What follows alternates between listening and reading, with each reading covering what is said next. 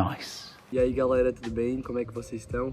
Não tô no meu habitat natural, mas quis aproveitar esse solzinho, coloquei um boné e decidi gravar. Tive alguns contratempos durante essas semanas, muita correria, algumas funções e eventos da minha igreja local, alguns projetos que eu tenho focado e que eu tenho trabalhado, eu precisei gastar um pouco mais de energia, um pouco mais de tempo, mas como prometido eu precisava gravar esse vídeo, tem algumas perguntas que eu quero responder e se você clicou nesse vídeo você já imagina o que a gente vai falar, eu vou responder algumas perguntas que vocês me mandaram lá na caixinha do Instagram, então é isso, bora pro vídeo.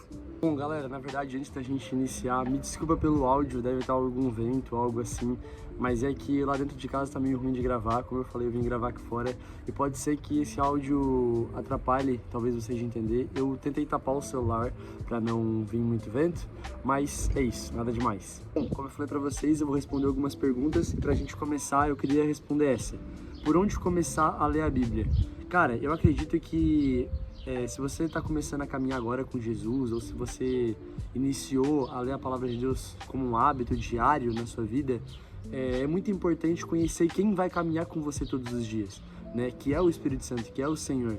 E os 4 evangelhos, Mateus, Marcos, Lucas e João, vão dizer literalmente sobre Jesus na Terra. Claro que a Bíblia de Gênesis a Apocalipse, o tema principal é Jesus, né?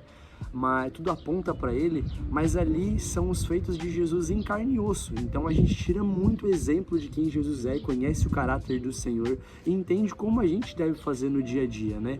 O nosso tempo de oração, a nossa vida com Deus. Cara, Jesus tirava tempo de devocional, Jesus tirava tempo de oração, Jesus jejuava. Então a gente consegue ver na prática mesmo, quando Jesus veio para a Terra, mostrando pra gente que tem como fazer uma vida que agrada o Senhor, viver uma vida de santidade e sendo humano, entendeu?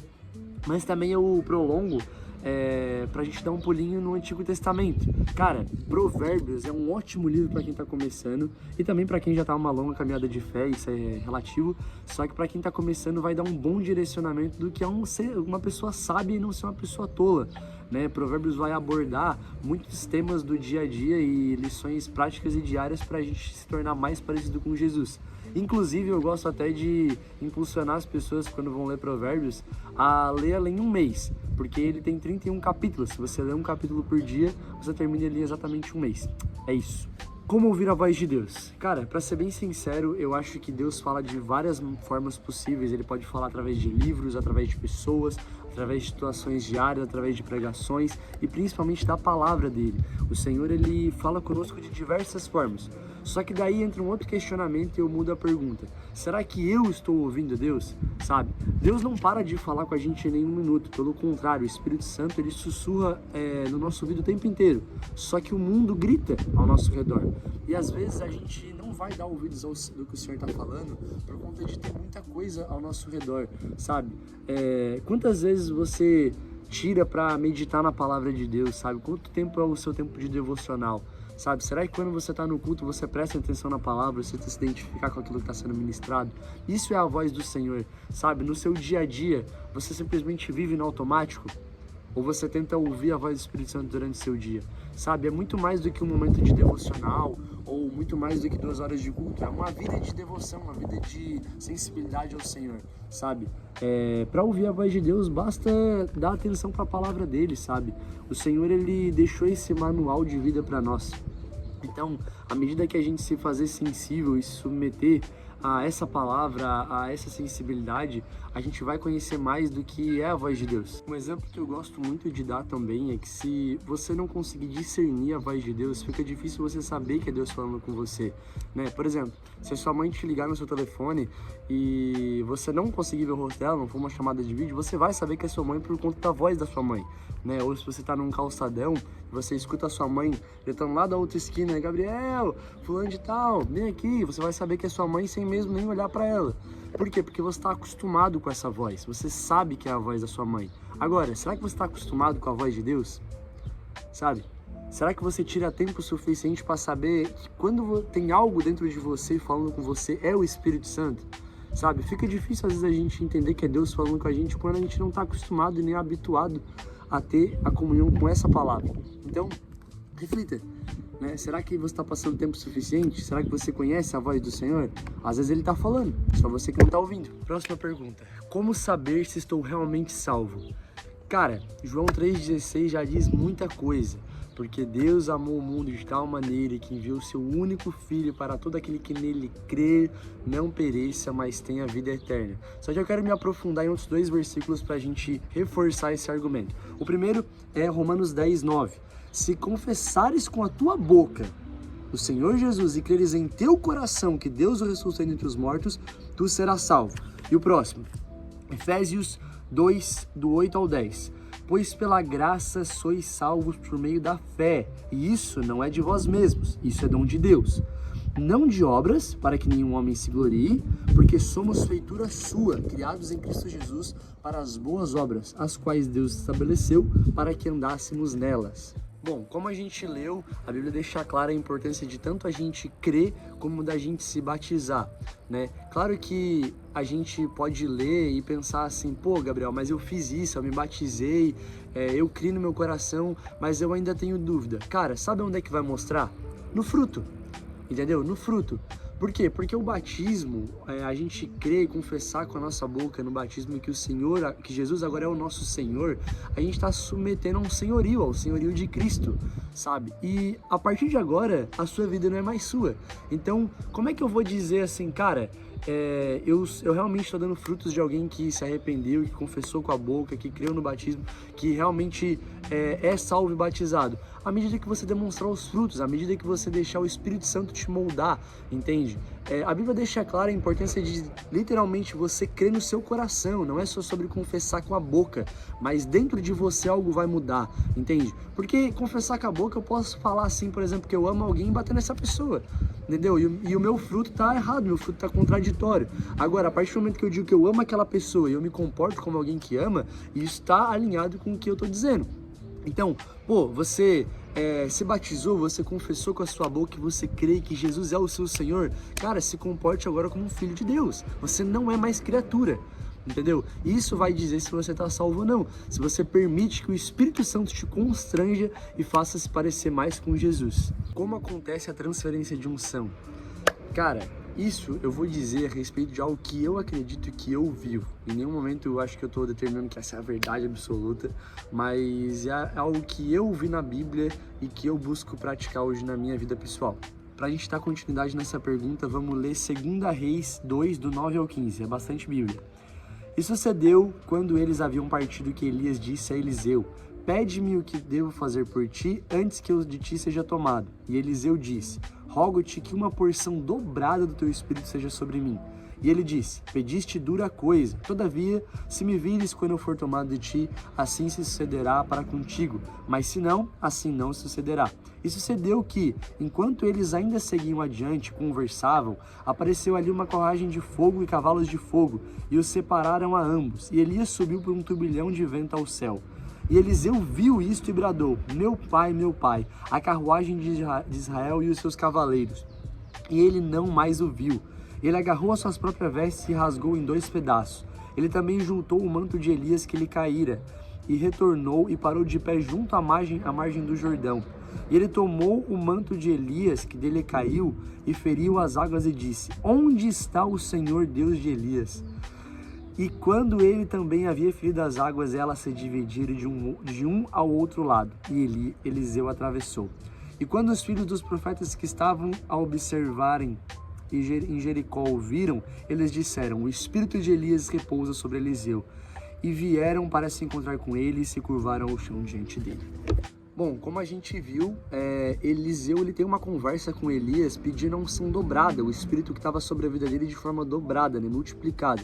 E Eliseu até fala: cara, é difícil isso que você está me pedindo, mas se você me ver subindo aos céus quando o Senhor me levar, tu vai receber o que você está pedindo. Se tu não ver, não vai acontecer. E ao decorrer da história ali, a gente percebe que realmente Eliseu, ele se apropria, Deus derrama aquilo que está sobre a vida de Elias, sobre a vida de Eliseu, né, como sucessor.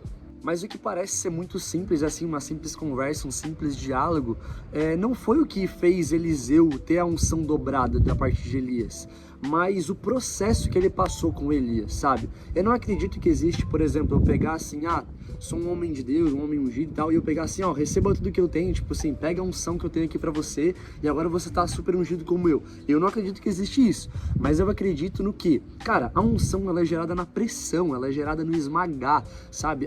O azeite de oliva, ele nasce depois que a oliva, ela é espremida, entendeu? Um diamante, ele nasce depois de uma pressão gigantesca. Então, a unção, ela é resultado, ela é fruto de um processo que a pessoa passou, assim, por anos, ela foi sendo moldada e forjada pelo Senhor, e aquele óleo escorreu dela, entende? Então, o Senhor ele não vai simplesmente tratar isso como qualquer coisa. A unção é algo precioso, ela existe um preço a ser pago, né? Então, como que a unção ela é transferida? Eu acredito muito numa frase que é assim, a unção ela é atraída pela lealdade, a unção ela é atraída pela honra. À medida que você honrar quem você está caminhando, o seu líder que seja, alguém que você tem como referência na sua vida, eu creio muito que à medida que você honrar essa pessoa, você ser leal a ela, você caminhar com ela, aquela unção ela é transferida para você, entende? Porque você tá, de certa forma, caminhando junto com aquela pessoa, você está passando por aquilo. Claro que você não vai passar os mesmos processos,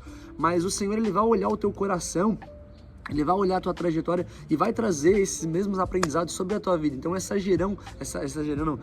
unção, ela é gerada em você também, entende?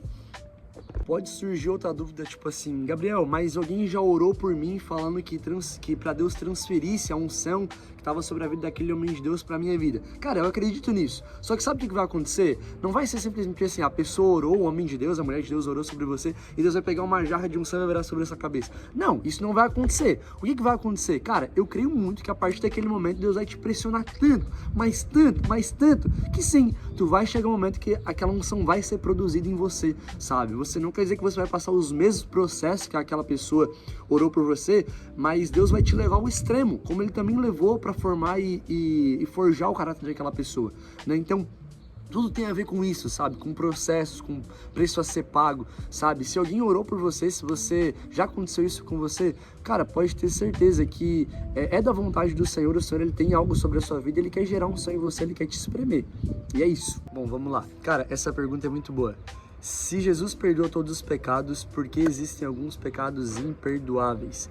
Cara, a história que me lembra, a passagem que me lembra da Bíblia sobre isso é Marcos 3, do versículo 20 ao 30, que fala o quê? É a história de Jesus sendo acusado de operar pelo poder de demônios. Cara, isso Jesus mesmo disse que é uma blasfêmia. O que é a blasfêmia contra o Espírito Santo? A gente pode pensar, cara, será que eu blasfemei? Será que eu blasfemei? Será que eu já pequei contra o Espírito Santo? Será que eu não tenho mais perdão? Cara, se você tá com esse temor no seu coração, tu pode ter certeza absoluta que tu não blasfemou. Porque uma pessoa que ela blasfema contra o Espírito Santo, ela não tem temor nenhum. É um nível de resistência a Jesus, assim, incalculável, entendeu? É uma resistência, uma dureza no coração, a ponto dela não ter nenhum respeito pelo Senhor, sabe? É um insulto deliberado, é um insulto, assim, sem controle contra o Espírito Santo, sabe? É uma acusação, é uma rejeição tão persistente a ponto de entristecer o Espírito Santo, sabe? Jesus vai falar ali em Marcos 3, no 29, no versículo 29 assim, no versículo 28, melhor. Na verdade eu vos digo, todos os pecados serão perdoados aos filhos dos homens, e as blasfêmias com que tiverem blasfemado.